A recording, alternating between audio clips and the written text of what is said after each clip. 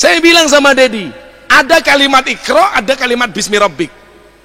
Saya tanya sama dia, bro, cinta itu dari mata turun ke hati atau dari hati naik ke mata? Dia jawab, dari mata turun ke hati. Inilah kesalahanmu memahami agama. Kok salah? Bagaimana saya bisa cinta kalau mata saya tidak melihat, katanya. Apa jawaban saya waktu itu? Cinta itu bukan dari mata turun ke hati, bro, tapi dari hati naik ke mata. Kok begitu? Iya. Kalau cinta itu dari mata turun ke hati, maka selamanya kamu tidak akan pernah cinta kepada Allah. Kenapa? Karena matamu tidak pernah melihat Allah. Kalau cinta itu dari mata turun ke hati, berarti kamu tidak akan pernah mencintai Rasulullah. Kenapa? Karena matamu tidak pernah melihat Rasulullah. Kalau cinta itu dari mata turun ke hati, berarti orang-orang buta itu tidak akan pernah merasakan indahnya cinta. Kenapa? Karena orang buta itu matanya tidak bisa melihat. Tapi kalau cinta itu dari hati naik ke mata, kamu lihat tuh orang buta, walaupun nggak bisa melihat, matanya nggak bisa memandang, nikah meteng, bro, meteng. Karena hatinya cinta.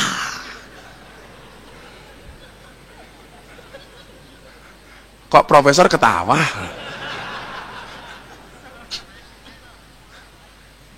Pemahaman-pemahaman sederhana ini yang saya sampaikan kepada beliau. Terakhir kemudian seminggu sebelum masuk Islam, saya ditelepon jam 1:30 malam. Malam Jumat seminggu sebelumnya, karena dia masuk Islam hari Jumat tanggal 21.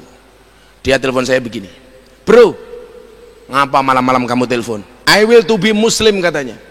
Saya pengen jadi orang Islam. Saya tolak, Prof. Gak usah. Loh, kenapa? Jadi orang Islam itu berat, Ferguson. Berat, tak bilang itu. Cukup aku saja, tak bilang itu. Dia ngayal, pokoknya saya harus masuk Islam. Saya bilang, jadi mohon maaf, hari ini ada orang bilang Mas Dedi masuk Islam melalui Gus Miftah itu desain. Naudzubillah min dzalik. Dia mau masuk Islam melalui saya, Prof. Saya tolak. Saya bilang begini, saya teleponkan ke Istiqlal, ada imam besar namanya Profesor Nasruddin, silakan kamu saya antar ke Istiqlal. Enggak, dia bilang. You punya teman, kawan-kawan ustadz banyak, silakan kamu masuk dari pintu manapun kamu kehendaki. Dia bilang enggak. Semua acara televisi telepon, Prof. Gus, arahkan dong Mas Dedi masuk Islam melalui TV kami. Kami harus bayar berapa? Semuanya telepon. Dan dia mengatakan no, saya pun juga demikian. Kenapa kemudian dia waktu itu ngeyel pengen masuk Islam melalui Gus Miftah? Alasannya sederhana, Prof. Sebelum itu saya pernah YouTubean sama dia, saya bilang, dia tanya begini, kalau saya harus masuk Islam bagaimana ya Gus ya? Waktu itu saya jawab, bro, besok wajah Islammu itu seperti apa tergantung pintu masuknya. Kalau pintu masuknya marah-marah, maka Islammu akan penuh dengan kemarahan. Kalau pintu masuknya keras, maka Islammu akan penuh dengan kekerasan. Kalau pintu masuknya galak, Islammu akan galak. Kalau pintu masuknya lebay, Islammu kemayu. Tapi kalau pintu masuknya ini ramah, maka Islammu akan menjadi Islam yang ramah dan menyenangkan. Wallah, saya tidak pernah menyebut nama. Dia juga nggak tanya yang dimaksud keras itu apa, yang dimaksud galak itu siapa, yang dimaksud marah itu siapa. Enggak, saya nggak nyebut merek. Saya cuma bilang seperti itu. Akhirnya dia mengatakan apa? Kalau saya harus masuk Islam pintu yang menyenangkan, this is you, not others. Saya tanya, kenapa? Karena Islam itu menyenangkan, di masjid diterima, di kampus seminar diterima, di lokalisasi oke, dunia malam ho-oh. Kan saya bisa ikut mbahmu itu, tak bilang itu.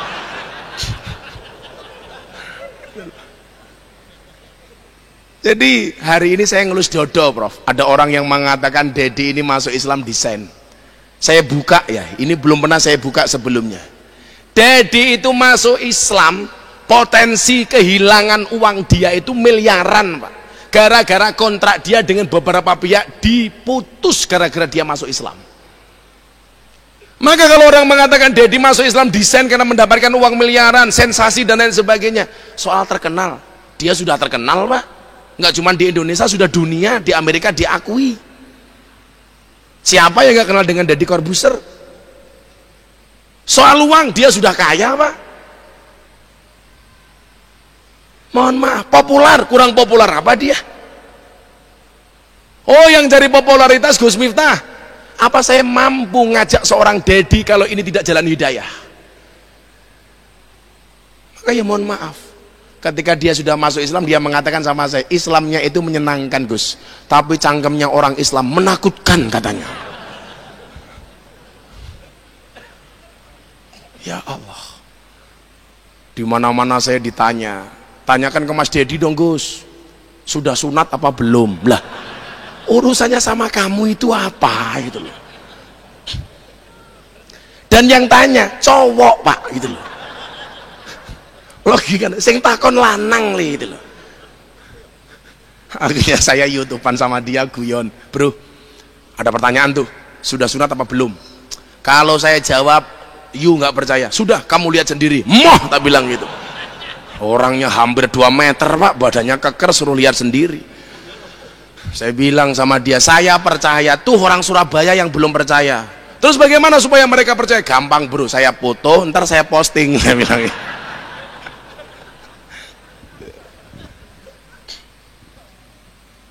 Dan semangat Islamnya dia luar biasa. Saya harus bisa baca Quran. Spirit yang kita kajian hari ini ya. Saya cari turutan Pak, ternyata di Jakarta nggak dapat turutan. Karena saya dari dulu kecil ngajinya turutan. Anak-anak sekarang nggak tahu turutan Pak. Kalau dulu kan asik. Apa bedanya turutan dengan ikro? Ikro itu tidak pernah mengajarkan makhorijul huruf yang pas. Tapi kalau turutan, coba Anda lihat. Alif, ba. Sampai dulu abah saya itu kalau saya ngaji, dilihat mimiknya, gesturnya. Tidak hanya makhraj. Bagaimana kemudian ketika mengucapkan kalimat ba, saya cari kemana-mana nggak dapat. Karena saya pengen ngajari dia turutan waktu itu.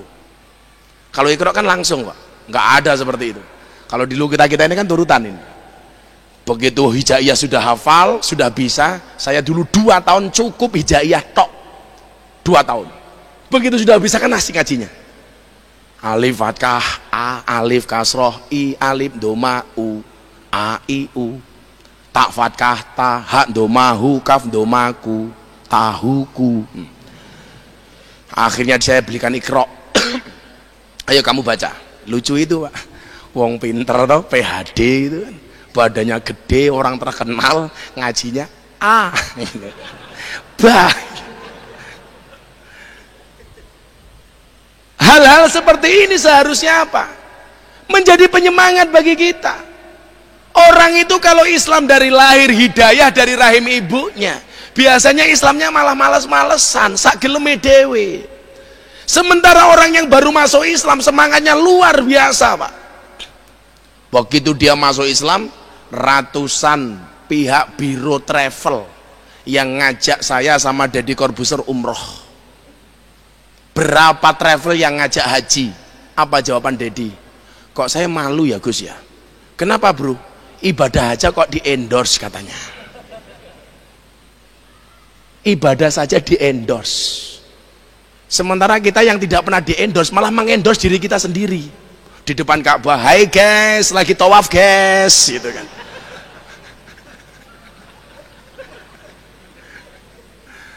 Ya Allah, latah kita itu. Maka tadi Takmir bilang, bagaimana konsepsi dakwah di era digital ini? Konsepsi dakwah di era digital, ya tidak harus seperti itulah. Sekarang kan semuanya ditulis, Prof. Puasa, traweh, Facebook. Buka puasa, Instagram. Puasa, cangkemnya di foto, Facebook lagi. Ya Allah.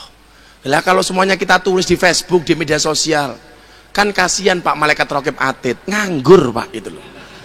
Makanya besok di yaumul hisab, raqib atid sudah tidak punya tulisan Pak. Begitu, oh subha kata Allah, hisab dia. Malaikat datang, HP-mu mana? Kenapa? Barang bukti itu loh.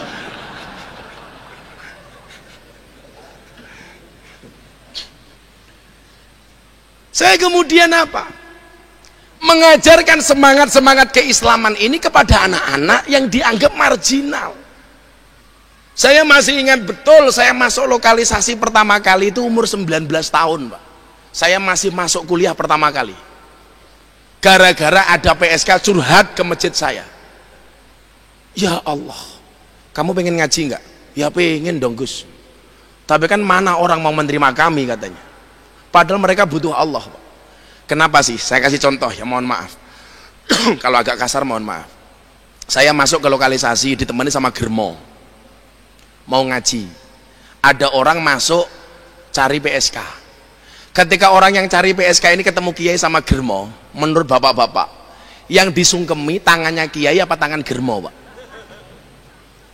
Kalau logikanya itu pakai yang disungkemi tangan germo, ternyata enggak, Pak. Begitu saya masuk lokalisasi ketemu dengan orang-orang seperti ini, yang disungkemi bukan germonya, Pak, kiainya, Pak. Artinya apa? Orang yang dianggap buruk sekalipun masih bisa membedakan mana yang hak, mana yang batil. Waduh, ono Gus Miftah konangan. Gitu. Coba. Maka Rasulullah ketika ditanya, ya Rasulullah mahwal ismu, Kanjeng Nabi, dosa itu apa? Apa jawaban Rasulullah? Al ismu mahaka fi sodrika wa karihta ayatoli'a alaihin nas. Dosa itu adalah satu perbuatan yang ketika kamu lakukan hatimu tidak nyaman dan kamu khawatir dilihat sama orang. Makanya tamu-tamu kafe itu biasanya delek-delek, Pak. Aku hafal bang, aku kiai ini, oh, Pak, gitu loh. Sembunyi-sembunyi, mereka nggak berani terang-terangan, Pak. Nggak berani secara langsung. Oh gitu, saya ngaji belum selesai, tamunya sudah datang, melaju, Pak. Waduh, orang rampung atau pengajiannya itu. Orang kok malah terang-terangan, Gus, kancani yo, enggak itu. Maka kemudian apa? Saya juga heran orang yang hanya bisa mengecam, menghina, membuli tanpa pernah ngasih solusi. Saya pernah live di televisi sama pembicara lain, membicarakan pengajian saya di dunia malam. Orang ini bilang apa, Prof, sama saya? Pengajian Gus Miftah di dunia malam itu memalukan. Memalukan. Tidak bisa kebaikan dicampur dengan kebatilan. Wakul ja'al haq wa zaqul batil. Ya Allah, saya batin waktu itu. Kok cangkemnya atos men iki mangan opo wong iki aku. Mulutnya kok keras banget, ada apa ini? Waktu itu saya ditanya sama pembawa acaranya. Respon Gus Miftah sederhana, saya jawab waktu itu. Mohon maaf. Kalau dakwah saya di dunia malam dianggap memalukan, lebih memalukan mana orang yang melihat kemaksiatan diam tanpa memberikan solusi apapun kepada mereka, langsung domblong. Maka saya sering mengatakan apa? Jangan pernah menghina pendosa seolah-olah kita tidak pernah berbuat dosa. Kalau seandainya kalian tahu betapa beratnya perjuangan seorang pendosa untuk mendapatkan jalan kembali,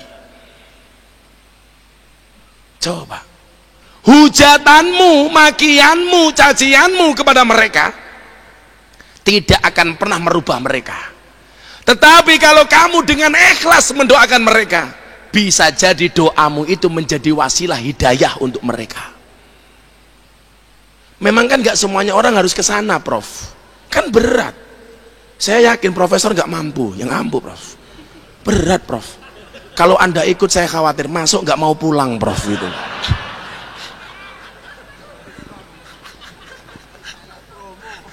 Bukan promo, Prof. Pakai nama Gus Miftah, komplement, Prof. Saya selalu semangati orang-orang seperti itu. Karena semangat Islam yang indah ini yang kita tawarkan kepada mereka. Kan nggak boleh sholawat di tempat maksiat. Alah. Kan nggak boleh sujud di tempat maksiat. Siapa bilang? Al ardu kulluha masjidun illal makbaroh wal hamam. Bumi itu semuanya tempat sujud kecuali dua hal, kuburan dan hamam, toilet. Mereka saya ajak walaupun dalam keadaan mabuk, diprotes sama kiai saya, dimaki-maki. Kamu tahu nggak hadis yang menyatakan sholatnya orang mabuk tidak diterima 40 hari oleh Allah? Waduh, saya waktu itu bilang, sejak kapan orang ini jadi panitia pahala ya Allah waktu itu? Dan memang ini pernah ditanyakan sama anak-anak kafe ketika saya ajak sholat pertama kali. Gus, katanya orang mabuk sholatnya nggak diterima oleh Allah 40 hari, bagaimana dengan kami? Apa jawaban saya waktu itu? Mohon maaf mas, itu hadisnya orang normal, sementara kalian abnormal. Kalau nunggu nggak mabuk sholatmu kapan? Terus kami sholat dapat pahala apa enggak Gus? Saya jawab, mohon maaf Gus Miftah bukan panitia pahala. Selesai Pak. Kenapa toh? Kita itu sering menjadi hakim bagi kesalahan orang lain dan menjadi jaksa bagi kesalahan kita sendiri. Lono wong dielek-elek sementara kesalahan kita nggak pernah kita lihat Pak. Maka saya katakan sama anak-anak di sana, lebih baik ahli maksiat yang khawatir dengan maksiatnya, dengan dosanya, daripada orang yang banyak amalan tapi sombong dengan amalannya. Makanya tadi hadis yang saya baca di awal sama ayat Az-Zumar tadi itu kesimpulannya di mana? Pada akhirnya surga itu akan ditempati oleh ahli maksiat yang akhirnya bertaubat, bukan orang yang sok suci namun pada akhirnya tersesat.